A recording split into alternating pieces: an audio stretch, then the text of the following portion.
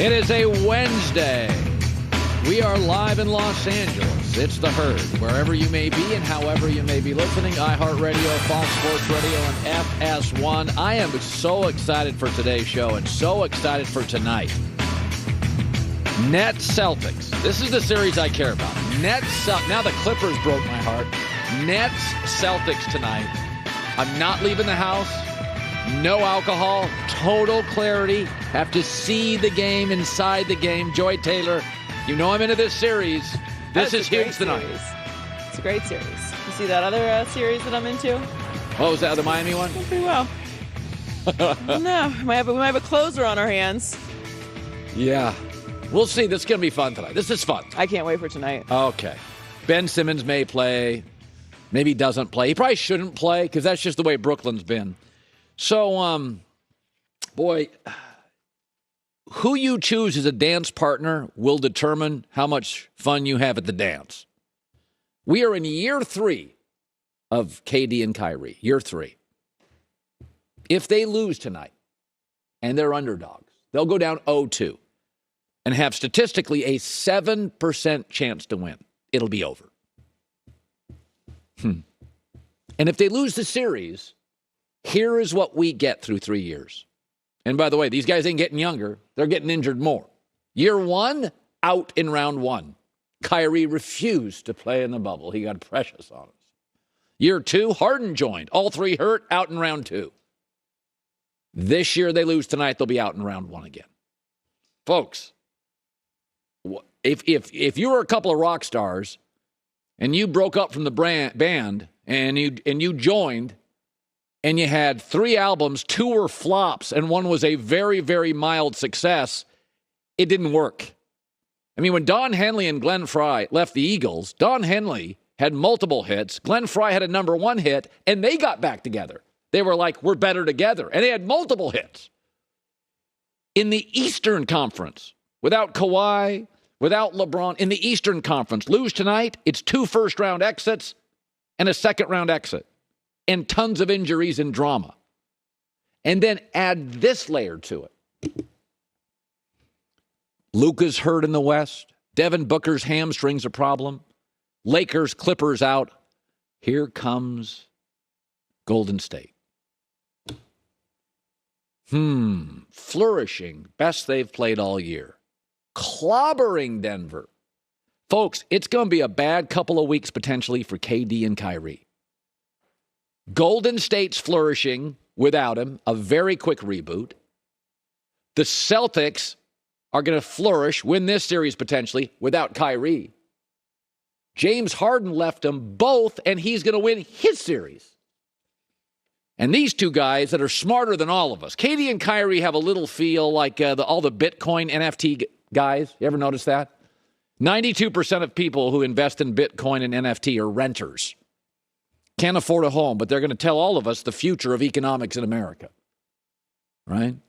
NFTs are already cryptocurrency. Anybody's guess. But they're all experts. KD, Kyrie, they knew better. They knew better than the Celtics tradition and Brad Stevens. They knew better than Golden State, Steph Curry, Klay Thompson, Draymond, and Steve Kerr. They knew better. A loss tonight. 2 first-round exits and a second-round exit. I'm sorry, 7-8 years ago, people were arguing in my space, Joy's space, this talk space. KD, LeBron were 1-1A. Come on now. If you break up with a successful band, join forces with another rock star, 3 albums, 2 flop, others a mild success, time to go back to the original band. Time to go back. This is big tonight. And by the way, Brooklyn's an underdog. Kyrie flipped the fans off, so they're going to be in no mood for him. This is going to be the best first-round game ever. Tonight could be the most intense first-round game in NBA playoff history. And legacies get formed on this stuff. They get formed. I mean, these are the moments where my gut feeling tells me KD and Kyrie win. My gut tells me they're going to figure it out tonight. They're not ready to wave that white flag. They're going to give them everything, and it's going to be just magical. The villains go into Boston. They hate Kyrie, and he scored. Now, I don't think Kyrie will be as good tonight.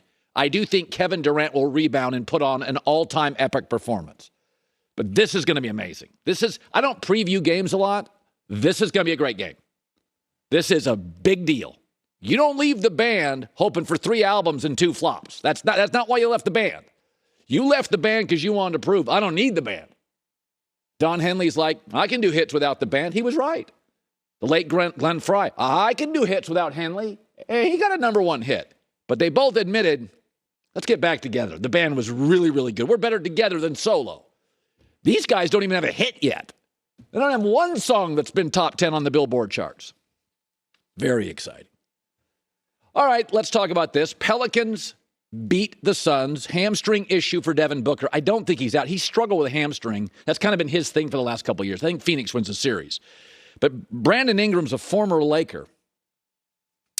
I don't know if you've noticed, but former Lakers had pretty good years. Let's see. Brandon Ingram has knotted up the series. He had 37 last night. Lakers certainly could have used Kyle Kuzma's 17.5 point, 8.5 rebound average this year. Alex Caruso was averaging 13 a game. He's a plus defender. And Lonzo Ball was quite something until he got hurt in Chicago. Not surprising, a story comes out today. The Lakers' job, according to the LA Times, is not that attractive to elite candidates. Why would it be? In the last 10 years, they've had 7 losing seasons, and that's with Kobe, LeBron, and Anthony Davis. Name the last player the Lakers have developed into a star. I'll give you a hint. Kobe. That's it. Because college basketball now gives NBA teams 18-year-olds and 19-year-olds, you got to be patient. Jordan Poole for the Warriors. 9 points first year, 12 points second year, 18.5 this year, and next year he's probably 22 points a game. They got themselves a star. But the Warriors have a history of drafting and developing, and Draymond was a second-round pick, and Steph Curry and Klay Thompson, and they mix in really smart veterans like a KD or an Andre Iguodala. They have a history. Lakers don't. Lakers don't develop. That's not their thing. The Lakers are the Yankees. We just go pay for players. That's what's so magical about the Rams. They're in a big city, but yet they draft, develop, and get stars. That's when you become potentially a dynasty. Lakers coaching search, not good. Brandon Ingram averaged 18 with the Lakers after 3 years. They bailed on him. Goes to New Orleans, immediately averages 24. And according to my sources, he is loved there. He knows everybody's name in the building, hugs around the building, wonderful kid. He was a really nice kid here. But he came into the NBA. He weighed about $150 at 6'11". He was shy, kind of withdrawn. LA is kind of overwhelming, and it took him a while to get his feet under him. The minute he leaves LA, smaller market, he's crushed. He's a great talent. It took him a while. You remember when he came out here? It was skinny jeans. It was like, that kid he's just a kid. He's 19 years old. He's flying through calories. You couldn't put any weight on him. So it's very interesting, though. You start looking at great organizations. Kansas City Chiefs right now, LA Rams right now, Dodgers, Warriors. They not only have the ability to spot talent, but develop talent. Lakers aren't doing either. Like in that develop thing, a lot of times you get to a big market. By the way, the Yankees, not a lot of World Series titles lately.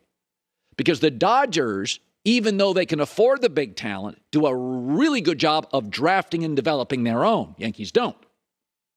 And the Rams, even though they can buy the great talent, they draft and develop. That's what the Warriors do. That's what the Chiefs do. Folks, it is always a benefit to make more money in life. You can get better health care and you travel better and better schools, but you got to be a good parent. Money's not going to make you a better parent.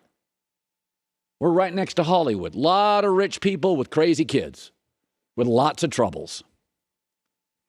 The reality with greatness in America in sports, people fear the money in the big markets. Dan Snyder's one of the richest owners. New York Giants are a mess, so are the New York Jets.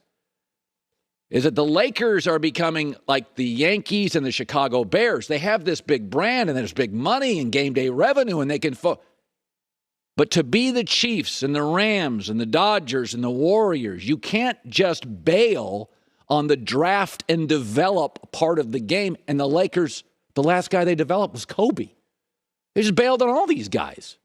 They bail on Brandon Ingram. They bail on Lonzo. And I understood bringing LeBron here. But just because the Warriors brought in KD, it didn't mean they lost sort of their DNA on draft and develop. Jordan Poole, the minute he left, was the next guy they drafted and developed and were patient with. So, shocking. Brandon Ingram now is a baller. Yeah. When you draft kids at 19, think about this. In the NFL, you occasionally get a great player like a Jamar Chase is just wow. Wow. Or a Russell Wilson, wow, out of Wisconsin. But those guys went 3 or 4 years of college. I mean, even LeBron, the greatest high school player ever, came into the NBA. He wasn't a very good defender. He couldn't really shoot a jumper. And that's LeBron. Like Michael Jordan went to 3 years of college. He came out and he, at that point, wasn't a great teammate. He had to develop with Phil Jackson into a great teammate, not to just a great ISO scorer. So to draft and develop, I don't care if you're in a big city. I don't care if you're in New York or LA. That has to be part of the equation. It's not much for the Yankees and the World Series titles. They're going to the Houstons and the Atlantas and the Dodgers. And in 7 losing seasons in